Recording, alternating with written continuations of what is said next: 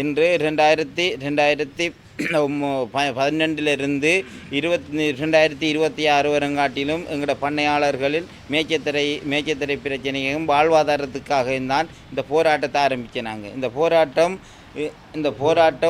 இன்று 1000 நாள் தொட்டிருக்கு என்று சொன்னால் எங்களோட பண்ணையாளர்களின் ஒவ்வொரு பேரும் ஒவ்வொரு அவலங்களும் ஒவ்வொரு கவலைகளோடு தான் இந்த போராட்டத்தை ஆரம்பிச்சினாங்க. இந்த போராட்டம் ஆரம்பிக்க வந்த காரணம் என்னவென்றா, எங்களோட பண்ணையாளர்கள் வாழ்வாதாரத்துக்காக மயிலத்தவன் மாதவனி அரசாங்க அதிபராலே எல்லாரையும் ஒதுக்கப்பட்ட இடம் அது.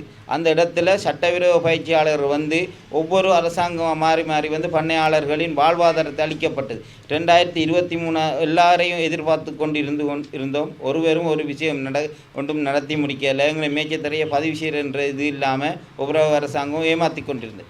இந்த ஏமாத்தினாக நாங்கள் பார்த்தோம், எங்களோட வாழ்வாதாரத்தை அழித்து கொண்டு தான் இந்த சிங்கள பெரும்பாலான சட்டவிரோத பயிற்சியாளர்கள் இங்கே அழித்து கொண்டிருக்கிறாங்க. ஒவ்வொரு நாளும் அழித்து கொண்டு இருந்தவங்க.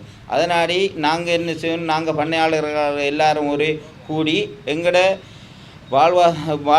இந்த கால்நடைகளுக்கான ஒரு நிரந்தர இடத்தை பெற்றுக்கொள்வதற்காக 2023 9ஆம் மாதம் 15ஆம் தேதி இந்த அறவழி போராட்டத்தை ஆரம்பிச்சினாங்க. இந்த அறவழி போராட்டத்தை ஆரம்பித்து தான் ஒவ்வொருவரும் எங்களை கேள்விக்காக எங்களை தேடி வந்தும் எங்களுடைய பிரச்சனைகளையும் எடுத்து ஒவ்வொருடையும் கூறின வழியிலான் எங்களை இப்போ ஓரளவுக்கு இந்த அறவழி இந்த மேய்ச்சத்தரைக்காக நிம்மதியாகங்கிற கால்நடைகளை வளர்க்குறதுக்கு ஒரு இதாக வந்தது.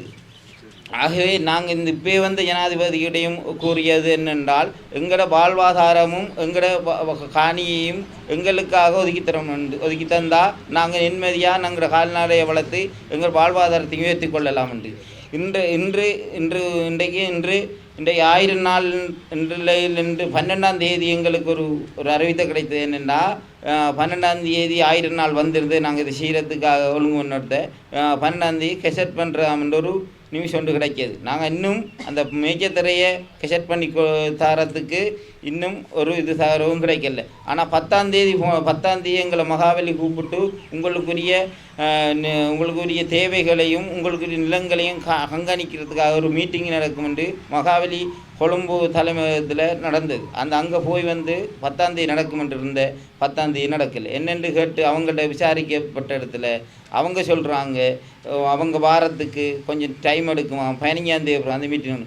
ஆனால் இப்படித்தான் இந்த எல்லாம் ஏமாற்றி கொண்டு இப்படித்தான் எல்லாத்தையும் இன்றைக்கு நடக்கும், நாளைக்கு நடக்கும், நாளைக்கு நடக்கும் என்று சொல்லிக்கொண்டே இருக்கிறாங்க. ஆனால் நாங்களும் இருந்து கொண்டிருக்கிறோம். நாங்கள் இந்த நூலையும் வெளியிடுவதற்கு நாங்கள் எவ்வளவோ பிரச்சனையை சொல்லி ஒரு போராட்டமாக செய்கிறதுக்கு நாங்கள் இந்த மேய்ச்சத்தரை பதிவு செய்கிறதுக்கு என்று சொல்லி ஜனாதிபதி மட்டக்களப்பு வந்த இடத்த சொன்னபடியாகத்தான் இதை நாங்கள் எங்களோட போராட்டத்தை நூல் வடிவமாக மயிலத்தமாடு பிரச்சனைகளையும் கூறி வச்சிருக்கிறோம். ஆனால் இந்த போராட்டத்தை நாங்கள் இன்னும் மேலதியாக கொண்டு போகிறதா இருந்தால் எங்களுக்குரிய நிலங்கள் ஒரு குறுகிய காலத்துக்குள்ளே ஒரு இன்றைக்கு 1050 வரலாட்டி நாங்கள் எங்களோட போராட்டத்தை மறுவடிவமாக வைத்து தான் நாங்கள் இந்த நிலத்தை பெற்றுக்கொள்ளணும். ஏனென்று சொன்னால் ஒவ்வொருவரும் வந்து இன்றைய நாளைக்கும் சிங்கள சட்டவிரோத பயிற்சியாளர் வந்து ஒவ்வொரு நாளும் வந்து கலக்கி போகிறாங்க. எலும்புங்கன்றதும் எங்களை காடு வெட்டுறதும் முடியும். அப்போ நாங்கள் என்னம்மா இந்த போராட்டத்தை கைவிடலையான்றதுல இருந்ததில்லை. இப்போ என்னம்மா நாங்கள் உங்களை நம்பி கைவிடுறன்றது தான் இருக்கு. அதுவுமே ஜனாதிபதி அவர்கள் சொல்கிறாரு தான், நாங்கள் மேய்ச்சத்தரைக்காக மகாவிலிருந்து ஒரு 1570 ஏக்கர் ஒதுக்கித்தாருன்னு சொல்லி அதை நாங்கள் நம்பித்தான் இருக்கிறோம். அவர் இது ஒதுக்கி தருவாருண்டு. ஆனால் அங்கே வர பயிற்சியாளர் வந்து அந்த நம்பிக்கையும் கூட பயமாக இருக்குது. ஏனெண்டா நேற்று வந்தார்கள், கொஞ்சம் பேர் வந்தார்கள், காடு வெட்டினார்கள். அது முன்னு அப்போ நாங்களும் ஒவ்வொரு அரசாங்க அதிகாரி மகாவலியை அறிவித்துறோம். மகாவலியாக்கள் சொல்கிறாங்க என்று சொன்னால், மகாவலியாக்கள் நீங்கள் இருங்க, உங்களுக்கு வெறும் எழுப்பேலாண்டு ஒழுப்பேலான்னு சொன்னால் அவங்களுக்கு பயப்படுறோம். நாங்கள் அவங்களோட இன்னும் மோதினா ஆளால் கலவரம் வரும். அதனாடி நாங்கள் பயந்துருக்கிறோம். நாங்கள் எல்லார்ட்டையும் சொல்லிக்கிறோம். ஆனால் அந்த அறவழி போராட்டத்தை நாங்கள் எங்கள் அதிமே ஜனாதிபதி சொன்னதில் இந்த 1570 ஏக்கர் ஒதுக்கித்தாரன்னு சொன்னதில் நாங்கள் அதை நிறுத்துறதுக்கு எங்கள்கிட்ட உங்களை ஒதுக்கி தந்திருக்கி எலும்பெல்லாம் தானே என்று. ஆனால் நாங்கள் கெசட் வடிவமாக கால்நடை மாகாண கால் சபைகளை கொடுத்தா தான் அவங்க சொன்னால் தான் நாங்கள் எழும்பலாம். ஏனென்று சொன்னால் ஜனாதிபதி சொல்லுவார் செஞ்சுதாரன்னு சொல்கிறாரு. ஆனால் அங்கே வந்து சட்டவிரோத பயிற்சியாளர்களை பார்த்தோன்னே பயம் வருது எங்களுக்கு. இன்றைக்கு ஒழிப்பாங்களா நாளைக்கு ஒழிப்போம் அப்படித்தான் எங்களை ஒழிப்பினவங்க. எங்களோட காலையில் வந்து உழவு அடிப்பாங்க, எங்களை மாட்டை சொல்லுவாங்க, எங்களுக்கு அடிப்பாங்க. நாங்கள் அடிக்க வேண்டிய நாங்கள் எதுவும் பின்னுக்கு தான் வந்து நாங்கள் இந்த போராட்டத்துக்கு ஒழுங்கு செய்த நாங்கள். ஆனால் தயவு செய்து எந்த அதுவுமே ஜனாதிபதி அவர்கள் ரெண்டாச்சு தான் எங்கள் எந்த பேர் ரெண்டாச்சு எங்களுக்கான அந்த மேய்ச்சத்தரையை ஒரு குறுகிய நாளைக்குள்ள நான் ஒரு செட் பண்ணி தந்தா நாங்களும் எங்களை வாழ்வாதாரம் எங்களை பிள்ளைகளுமாக வாழ்கிறதுக்கு எங்களுக்கு வழியாக இருக்கும். இல்லையான்னு சொன்னால் நாங்கள் இப்படியே அனுபவித்து நாங்கள் இன்னும் இந்த துன்பத்தையும் ஆனால் இந்த வருஷங்கள் வந்தாங்கன்னு சொன்னால் எங்களோட மாட்டு கால்நடை முழுதும் அழியுதுதான். ஏனென்று சொன்னால் போன வருஷம் அவ்வளோ கால்நடை செத்தது. அது மாதிரி இந்த வருஷம் வந்தாங்கடா அவங்க கிடத்த உழவடிப்பாங்க. உழவடித்தா நாங்கள் இங்கே வச்சுக்கிறன்றது தெரியாமல் இருக்கு. போலீஸில் போய் சொன்னால் போலீஸுமா அவங்களோட பேரை கேட்பாங்க.